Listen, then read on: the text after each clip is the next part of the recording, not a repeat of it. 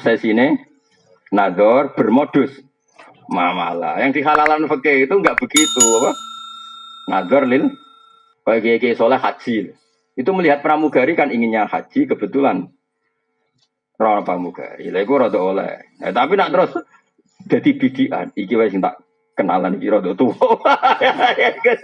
Berarti itu masalah kan? Roh, paham toh? Biasa nglakoni ora paham. Paham ya? Paham mergo sering nglakoni apa paham kon nurani? Iya, tak uni-unimu. Makanya kalau nusu menang, ilmu fikih senang. Apalagi sanad saya mang Mbah Mun itu putranya Mbah Zubair. Sarang itu identik dengan fikih. Sama kan saya bangga. Sarang itu identik dengan fikih. Dan kalau sampai sekarang masih ngajar fikih. Mungkin termasuk Kulon itu termasuk orang paling konsisten mulang fikih termasuk masih.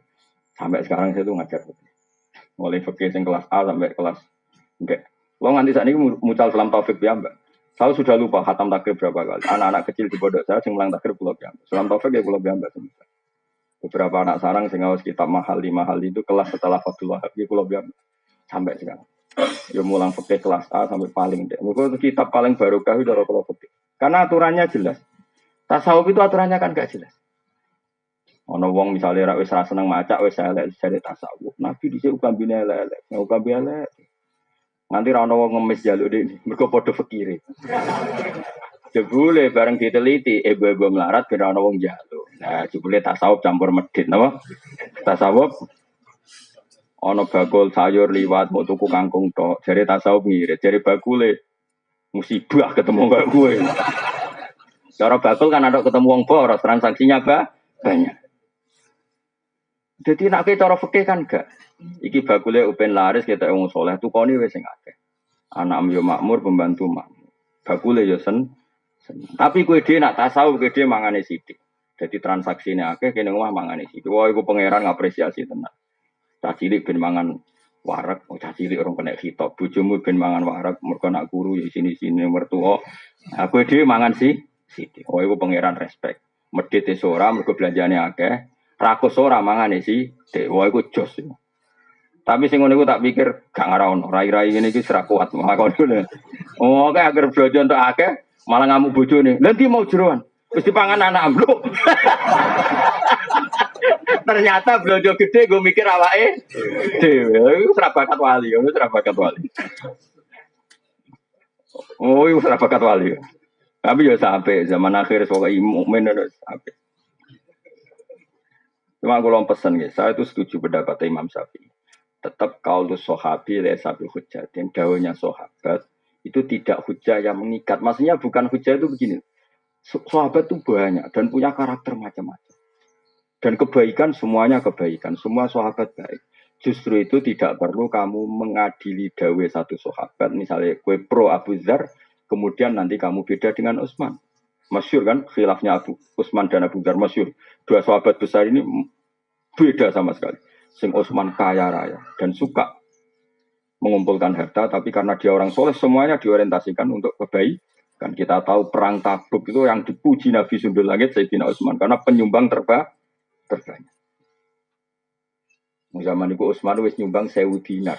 Itu yang berupa emas, belum berupa ambek 100 kuda, ambek 100 unta, bi akta biha wa akhlasiha. Padahal 1000 dinar artinya hampir 4000 gram karena 1 dinar sama dengan 4,25 gram.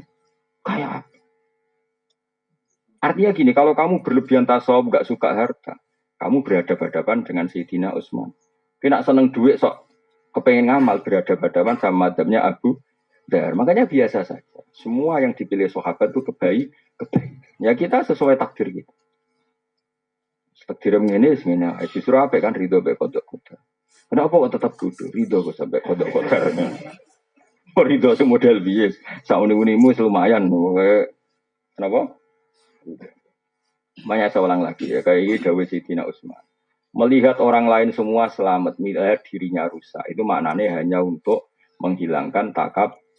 Tapi kalau seperti itu Anda malah kehilangan syukur, jangan lakukan. Ya, wong kabeh bener kabeh kecuali aku. Kalau itu berlebihan menghilangkan syukur, maka jangan kamu lakukan. Karena kita diajari ngendikan apa alhamdulillah. Jadi hadana li hadza wa ma kunna linahtadiya laula an hadana Allah. Kita sendiri punya hak dan mendapat hidayat ya Allah.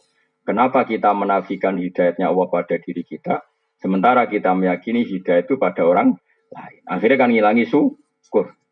Karena kan wong tasawuf sumber wong liya uga selamat kabeh kecuali kula. Berarti Allah memberikan pada orang lain keselamatan, pada dia ketidakselamatan. Akhirnya kan hubungannya dengan Allah tidak baik.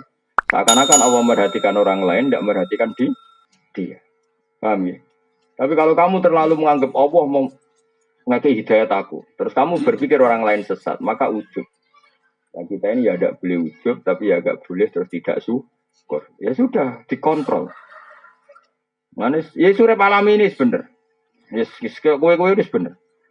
Kan malah dimaklumi mbek pangeran. Mergo alasannya apa? Kenapa? Kowe kok milih madzhab ngono, Cung? Ndak tahu. Malah penak. Wong ra ro gak kena khitab no. Jadi bang milih madzhab malah salah. Pengamat-pengamat itu ora tau ngaji ora apa ngomong hukum Islam powe dene ra karuan. Tapi ya Senin mbek Selasa beda, Selasa mbek Rebo beda. Tanpa referensi dadi sak uni-unine napa? Wadang pidato. Wah, zaman akhir kiai ra sugih ra dihormati wong. Makanya penting sugih. Mana ada dalam ajaran Islam target dihormati wong? Ono target ning Islam supaya dihormati. Enggak ada kan? Gua omongan ngelantur. Besok enak ngomong. Wes puwe nek dadi melarat bebas hisab. Memangnya wong melarat itu ora di duit tok, kadang ora di duit tapi ngrasani terus. Padha wae bek napa hisab. Memang samu hisab mau perkara donya tok, perkara hasil dadi hisab, perkara gremeng ya di hisab. Nek ora tau ngaji dadi nek omong sak uni-uni. Tapi kalau kita tahu ngaji kan gitu, wong sugih dihisab dunyane.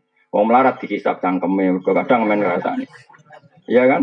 Wong alim kadang dihisab pomae, kadang-kadang berlebihan harap-harap ning umate. Wong bodoh dihisab ra rohae gurune. Kuwabe kena hisab. Sing ora kena hisab ya panitia kiamat niku saman yang wali-wali niku boten kena hisab. Mergo kon dadi seksi. Seksi kan gak kena audit hakim.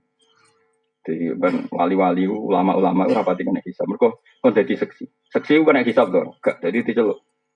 Diceluk. Bener iki tau ngaji kowe nasa ilbat. Nggih Gusti. Paham, atuse boten. Atuse boten. Ora paham kok ngaji terus.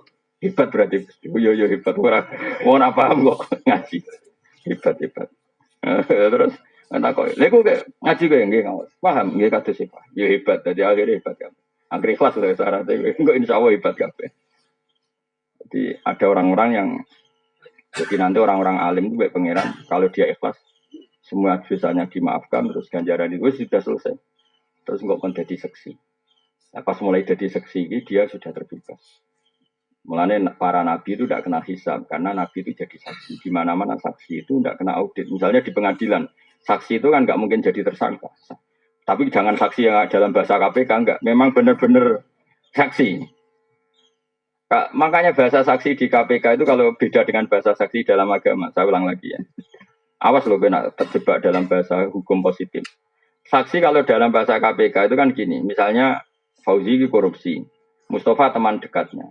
Yang terbukti korupsi Fauzi kena OTT, maka Mustafa dipanggil sebagai saksi. Maka potensinya nanti menjadi tersangka, kan mergo kecipratan. Ya kan? Tapi kalau dalam bahasa agama enggak, saksi itu adalah orang yang melihat satu kesalahan dan dia tidak terlibat sama sekali. Ada tambahnya, melihat satu kesalahan atau satu kejadian dan tidak terlibat sama sekali dia bersalah. Jadi misalnya ada orang nyun sewu zina. Kemudian kamu menyaksikan ini benar-benar seksi. Tapi nak ndeloke mergo antri gentenan. Iku rasa siblas to, paham ya? Iku jenenge wong antri ya, apa? Lu paham ya? Nah, nanti para nabi itu jadi saksi atas umatnya. Itu maksudnya benar-benar saksi, enggak terlibat sama sekali. Semua wali nanti ya jadi saksi. Ya tentu kelas-kelasan ya. Jadi paham ya. Makanya nanti itu saksi itu nggak akan kena pengadilan. Namanya apa? Karena dia didatangkan benar-benar jadi. Nah kayak gamane saksi itu mirip saksi kecelakaan itu lebih benar contohnya. Nah saksinya para nabi itu mirip kayak saksi kecelakaan. Misalnya ada orang nabrak orang. Saksi ini kan benar-benar tidak terlibat, itu betul itu bahasa saksi itu betul. Tapi kalau di KPK itu agak salah dalam, maksudnya agak nggak kayak bahasa agama. Dikatakan saksi tapi suatu saat jadi Itu nggak bisa kalau dalam bahasa agama nggak bisa. Bahasa agama loh ya. Karena di mana-mana saksi itu yang menyaksikan kejadian, bukan yang terlibat. Jadi nak saksi kalau saksi kecelakaan itu benar. Betul ini yang nabrak ini betul Pak. Tadi pas kejadian saya pas di sini. Itu kan nggak mungkin jadi tersangka, ya tetap saksi. Paham ya? Nah, Rasulullah nanti itu seperti itu. Maksudnya seperti itu benar-benar nggak terlibat kesalahan umatnya, tapi jadi saksi karena beliau ketuanya, imamnya. Apa betul Muhammad ini umat kamu? Ya. Ukurannya apa? Dia sering mau sholawat. Ya nanti orang bisa ukurannya apa? Bajunya gini, macam-macam lah. Terus bajunya gini, macam-macam. Ya sudah, itu jadi. Kemudian ketika diputuskan disiksa misalnya, Nabi mensyafaati. Ya sudah seperti itu. Terus para ulama juga gitu. Setelah dosanya dimaafkan karena dia lama ngitmai agama, diminta jadi saksi. Apa betul ini pernah ngaji kamu? Ini syaratnya apa? Ini. Ya terus itu. Ikut pakai faidah jina min kulli ummatin bisyahidi wa jina bika ala haula isyahida.